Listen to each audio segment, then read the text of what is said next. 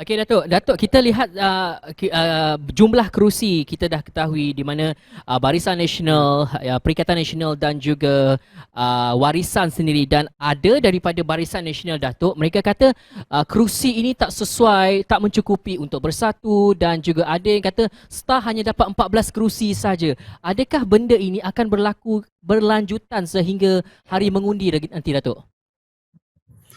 Pertama, kita kena faham bahawa perkara yang dikeluarkan dalam media, dalam sidang akhbar kenyataan para pemimpin ini belum boleh diterima pakai lagi. Sebab dia dimutamatkan pada esok hari. Esok hari, lebih kurang pada pukul 11, kita akan tahu jumlah sebenarnya calon yang akan bertanding. Daripada segi parti-parti yang hendak bertanding dalam pilihan raya negeri Sabah ini. Jadi kalau kita lihat satu perkara yang agak menarik dalam pilihan raya Sabah ini ialah tidak ada satu parti yang bertanding 73 kawasan. Tak ada. Ini agak pelik sedikitlah. Ini termasuk Barisan Nasional? Termasuk Barisan Nasional sendiri tidak bertanding dalam 73 kawasan itu. Kalau kita lihat Barisan Nasional dengan 32 daripada UMNO, 4 daripada 4 atau 5 daripada MCA, kemudian parti komponen yang lain bukan Bumi Putra Islam, dalam 45 kursi saja. Jadi kita nampak bahawa ini satu keadaan yang agak menarik bagi pemikir politik untuk mengkajinya. Kenapa jadi begitu? Kerana alliance ini, perikatan ini nampaknya kalau kita combinekan yang berada menjadi kerajaan persekutuan ni, dah terlebihlah kursi yang mereka bertanding. Daripada 73 yang ada tu mungkin mencapai kepada 85 kursi. Parti-parti dalam Perikatan Nasional ini akan bertanding. Jadi bagaimana itu akan terjadi nanti dalam pilihan raya ini. Jadi ini sebagai seorang penganalisa politik, kita nak melihat apa akan berlaku kepada 4 penjuru, mungkin 5 penjuru. Yang pasti ada 3 penjuru. Jadi satu penjuru saya rasa agak kecil akan berlaku dalam politik Sabah ini. Pada kali ini, pilihan raya kali ini. Sekurang-kurangnya akan berlaku 3 pilihan raya, 3 penjuru yang melibatkan 3 parti di dalam komponen Perikatan Nasional itu sendiri. Ini agak menariklah.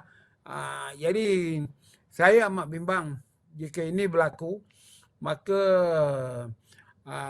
niat atau perasaan kerajaan Perikatan Nasional dan parti yang bertanding untuk menumbangkan kerajaan warisan ini tidak akan berjaya. Kerana mereka sendiri tidak mempunyai satu hati dan satu perjuangan. Ini Datuk cerita pasal Perikatan Nasional Ya. Jadi Perikatan Nasional ni dia dah bertanding. Kalau campur-campurkan yang bertanding ni sudah jadi 85 saya kira. Iaitu terlebih banyak daripada 73 ni.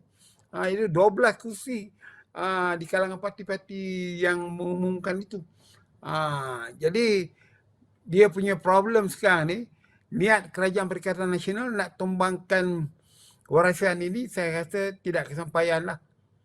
Itu pandangan saya lah. Pandangan Datuk, warisan lagi mampu untuk mengambil, meneruskan role dia sebagai kerajaan baru selepas pilihan raya ini. Dan saya pun heran juga Datuk, saya pun heran juga gebar-gebu dalam sosial media, dalam internet, dalam semua media-media sosial yang PAS akan bertanding lah, bagian pemuda PAS kata PAS patut bertanding lah, macam-macam berkenaan dengan PAS ni. Tiba-tiba saya nampak PAS tidak bertanding. PAS tidak bertanding kerana sentimen agama sudah tidak berlaku lagi di Sabah ini. Dahulu PAS bertanding di zaman berjaya, di zaman PBS dan waktu UMNO kerana dia menggunakan sentimen agama. PAS bertanding atas sentimen agama di Sabah ni, saya rasa dia akan hilang deposit.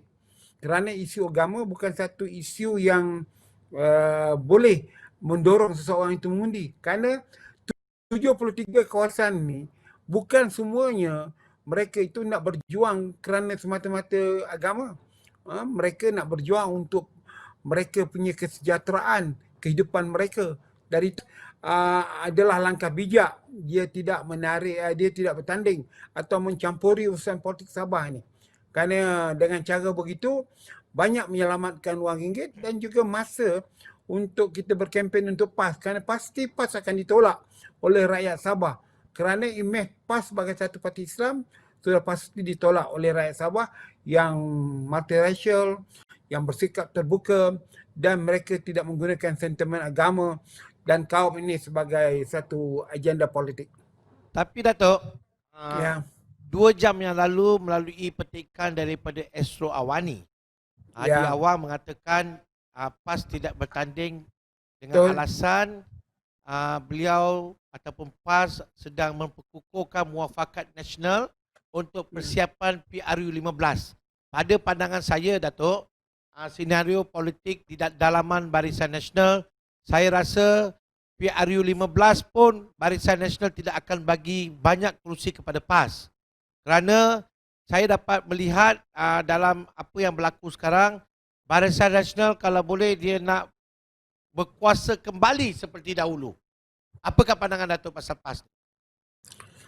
PAS ini terhadap pilihan raya umum kebangsaan nanti, dia mestilah menjadi pendukung minoriti untuk membentuk kerajaan di bawah sistem Barisan Nasional itu sendiri. Dan mungkin PAS akan jadi komponen dalam Barisan Nasional Plus. Kerana Barisan Nasional Plus ini pernah berlaku pada beberapa kali pilihan raya.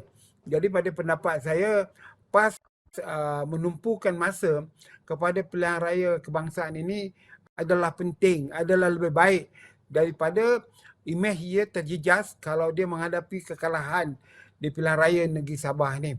Jadi memanglah kita memperkokohkan muafakat nasional tu, iaitu kita tu orang Melayu penyokong kedua parti, iaitu Perikatan Barisan Nasional dan PAS.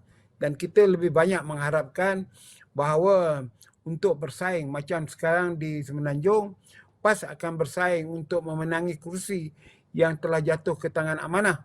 Jadi tugas dan tanggungjawab dia ialah untuk merampas kursi-kursi yang telah dikuasai oleh ahli parti amanah atau PAN. Jadi baik dia tumpukan itu. Jadi kalau dia ada 18, dia dapat menguasai 11, ataupun kurang pada itu, mungkin 8 atau 9 ke, ya, maka dengan sendirinya PAS akan mempunyai sekurang-kurangnya 30 parlimen di dalam pilihan raya umum kebangsaan nanti.